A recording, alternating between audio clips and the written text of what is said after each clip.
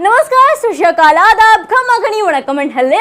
मेरा नाम है शिविका और आज के इस वीडियो में हम सीबीएसई क्लास 10 मैथमेटिक्स के चैप्टर नंबर 5 अरिथमेटिक प्रोग्रेशन की जो एक्सरसाइज 5.2 है अकॉर्डिंग टू न्यू सिलेबस उसके 9th क्वेश्चन को सॉल्व करेंगे। तो आइए शुरू करते हैं। यहाँ पे हमारे पास 9th क्वेश्चन क्या गिवन है, if the third and the 9th terms of an AP are 4 and -8 respectively, पूरी इज्जत देना, which term of this AP is 0। देखो ये कह रहा है कि एक अरिथमेटिक प्रोग्रेशन है जिसकी तीसरी टर्म है 4, ठीक है, थर्ड टर्म की वैल्यू क्या है 4 है, ओके, एंड जो 9th टर्म है उसकी वैल्यू है -8। ठीक है, आगे बात समझ में, हमें क्या करना है, अब हमें ये बताना है कि इस अरिथमेटिक प्रोग्रेशन में ऐसी कौन सी टर्म होगी जिसकी वैल्यू 0 होगी। आया मजा। अब तक हमसे क्या पूछते थे, इस टर्म की वैल्यू निकालो, उस टर्म की वैल्यू निकालो। अब आपको कह दिया गया है कि भैया कोई तो टर्म है जिसकी वैल्यू 0 है। अब आप टर्म पता करके लाओ। तो अब हमें पता करनी है टर्म जिसकी वैल्यू हो 0। तो अब ये हम कैसे पता करेंगे ना, मतलब डिफरेंस अगर हमें पता हो तो फिर भी कुछ जोड़ घटा भाग करके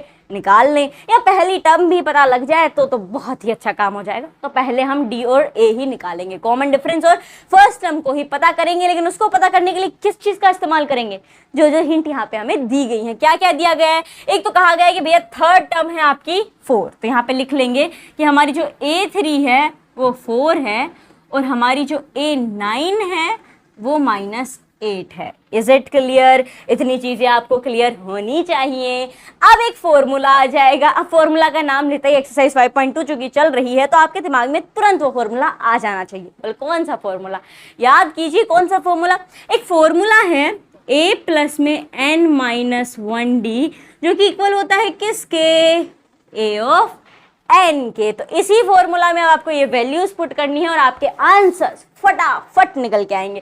तो चलिए शुरू करते हैं। सबसे पहले हम a ऑफ n मान लेते हैं A3 को, ठीक है। तो हमें a नहीं पता भैया, पहली टर्म नहीं पता, पर n हमें पता है। यहाँ पे आप पहले 3 ले रहे हैं, थर्ड टर्म की बात कर रहे हैं, उसके बाद 9 टर्म पे आएंगे। तो फिलहाल अगर n की वैल्यू 3 है तो यहाँ पे आ जाएगा 3 माइनस का 1 d हमें नहीं पता, A3 आ जाएगा यहाँ पे। इतनी चीजें क्लियर है। चलो अब यहाँ पे a आ गया एज इट इज, 3 में से 1 गया 2 बच गया, ये हो गया a प्लस में 2d। इसके आगे अब बढ़ेंगे हम A3 कितना है, बोले 4, वेरी गुड। आपका A3 है यहाँ पे 4, तो ये लिख दिया मैंने 4।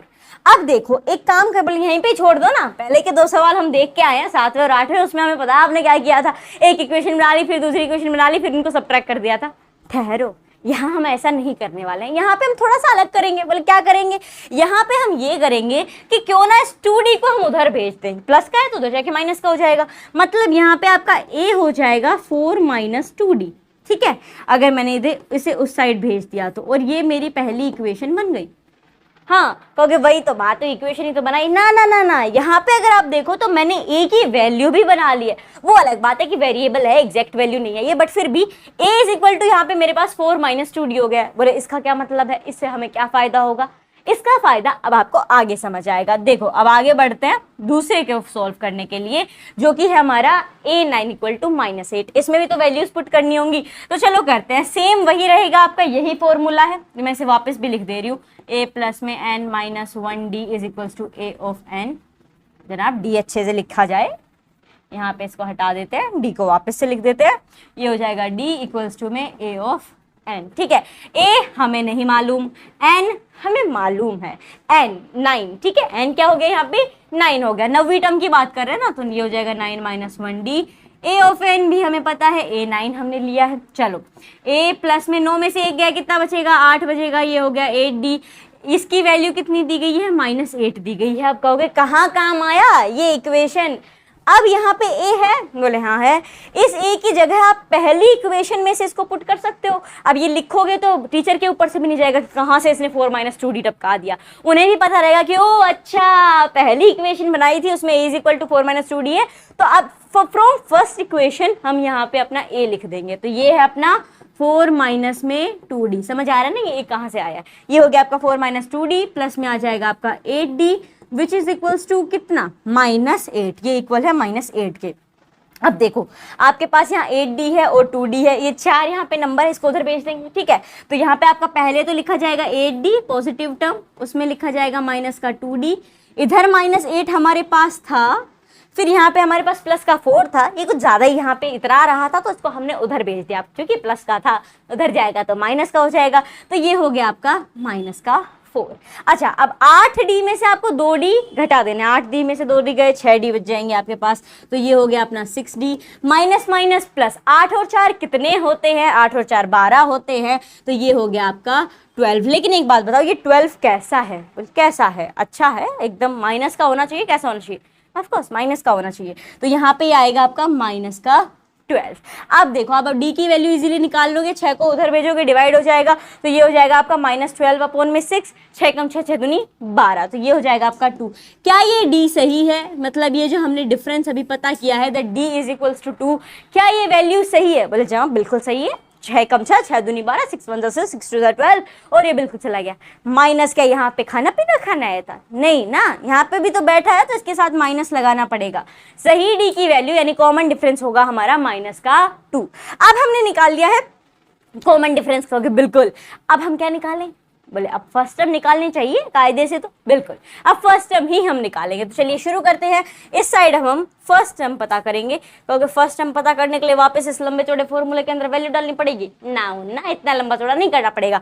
आपने यहाँ पे माना तो है that a is equal to 4 - 2d, और d की वैल्यू भी आपने पता कर ली, तो a की वैल्यू तो सीधी सीधी निकल के आ जाएगी। तो जैसा कि हमें पता है that a is equals to 4 - 2d, तो 4 माइनस हमारे पास आया 2, जिसके अंदर d मल्टीप्लाई हो रहा है ना, तो माइनस का 2 हो जाएगा। ये 4 आपका ऐसा का ऐसा ले लेंगे, आपका ये अब इसे मल्टीप्लाई कर दोगे तो ये देखो कितना आ जाएगा, माइनस माइनस हो जाएगा प्लस, 2 और 2 4, 4 और 4 8, आपका a आ जाएगा यहाँ पे 8, यानी हमारी जो पहली टर्म है वो कितनी है, वो 8 है, पहली टर्म की वैल्यू 8 है, हो गई। डिफरेंस हमारा -2 हो गया। आपको चलो शुरू करते हैं। पहली टर्म 8 है जिसमें डिफरेंस है -2, प्लस माइनस माइनस, 8 में से 2 गया 6 बच गया, ओके। अब अगले में -2 ना, हमें इतना लंबा नहीं करना, ना जाने कब तक ये गिनती चलती जाएगी, अरिथमेटिक प्रोग्रेशन चलती जा रही है, हमें पता नहीं चल रहा कहाँ पे 0 है। तो उसके लिए जो फॉर्मूला का इजाद हुआ है इसका इस्तेमाल करेंगे और इजीली पता लगा लेंगे। ऐसे जोड़ते बैठेंगे तो क्वेश्चन सोल्व नहीं हो पाएगा। चलिए शुरू करते हैं, इसको थोड़ा सा साइड में कर देते हैं, और अब हम निकालेंगे कि भैया कौन सी टर्म है वो, n की क्या वैल्यू है जहाँ पे 0 आ रहा होगा। टर्म से आई होप आपको पता होगा कि n होती है पोजीशन ऑफ द टर्म, यानी वो टर्म किस जगह पे है, और a ऑफ n होती है उस टर्म की वैल्यू, चाहे वो जिस भी जगह पे हो। मान लो मैंने कहा चौथी टर्म, तो चौथी यानी जो 4 है वो n है, पोजीशन ऑफ द टर्म। मैंने कहा चौथी टर्म की वैल्यू 16, तो 16 जो है 16 जो है वो a ऑफ n है। आई बात समझ में? चलो अब इस साइड इसे कर देंगे, दूसरा कलर ले लेते हैं, यहाँ पे व्हाइट ही ले लेते हैं। चलो अब हमारे पास d भी है, 8 भी है, फॉर्मूला भी है, कौन सा वाला, यही same formula, a of n is equals to a plus में n माइनस 1d। अब यहाँ पे आपको a ऑफ n की वैल्यू नहीं पता है भैया, हमें तो ये हम n ही तो निकालने में लगे हुए हैं, हमें क्या पता कि n क्या है, तो यहाँ पे 0 आ रहा है।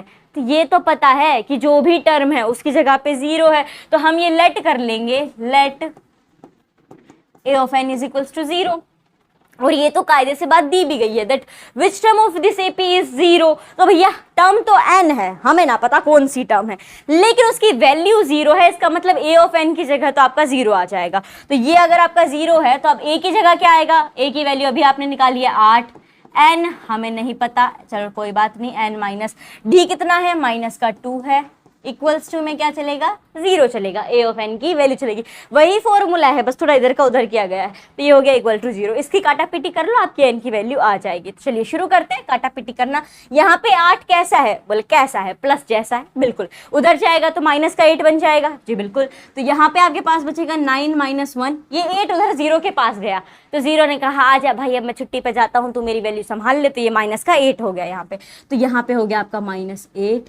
अब ये जो -2 है ये n - 1 के साथ क्या हो रहा है, बोले क्या हो रहा है, मल्टीप्लाई हो रहा है, -2 n - 1 के साथ मल्टीप्लाई हो रहा है। तो उधर अगर हम इसे भेज दे तो क्या होगा, ऑफ कोर्स मल्टीप्लाई हो रहा है तो डिवाइड होगा, तो यहाँ पे ये हो जाएगा -2 डिवीजन के अंदर। अब माइनस से माइनस हम काट देंगे, 2 1 कम 2, 2 चौका 8, 2 1 2, 2 4 8, यहाँ पे आ गया हमारे पास 4, यानी हमारा n - 1 इक्वल्स टू 4 है। अब ये 1 यहाँ पे क्यों बैठा है बेचारा, इसका काम वाम तो हो चुका, बारात वरात सब निकल ली इसकी, इसको भी उधर भेज देते हैं। जी बिल्कुल, तो यहाँ पे ये माइनस का 1 है, उधर जाएगा तो प्लस का 1 बन जाएगा और आपके पास आ गई n की वैल्यू 5। जी हाँ, आप कहोगे oh okay n is equal to 5। अब ये n क्या है, n का मतलब क्या होता है, नंबर ऑफ द टर्म और the position of the term.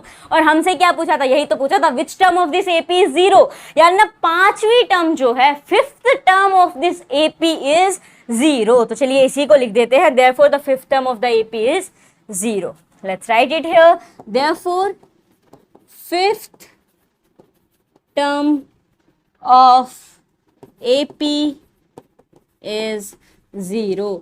Arithmetic progression की जो 5वीं टर्म है वो 0 होगी, यही हमसे पूछा था और वो हमने यहाँ पे कर दी है, निकाल दी है। और इसी के साथ आपका सवाल नंबर 9 जो है एक्सरसाइज 5.2 का, वो हो गया है समाप्त। फटाफट से देख लेते हैं एक बार हमने क्या किया, और मुझे उम्मीद आप ये मेरे साथ लिखते चल रहे थे, नहीं लिखा था तो अभी लिख लीजिए।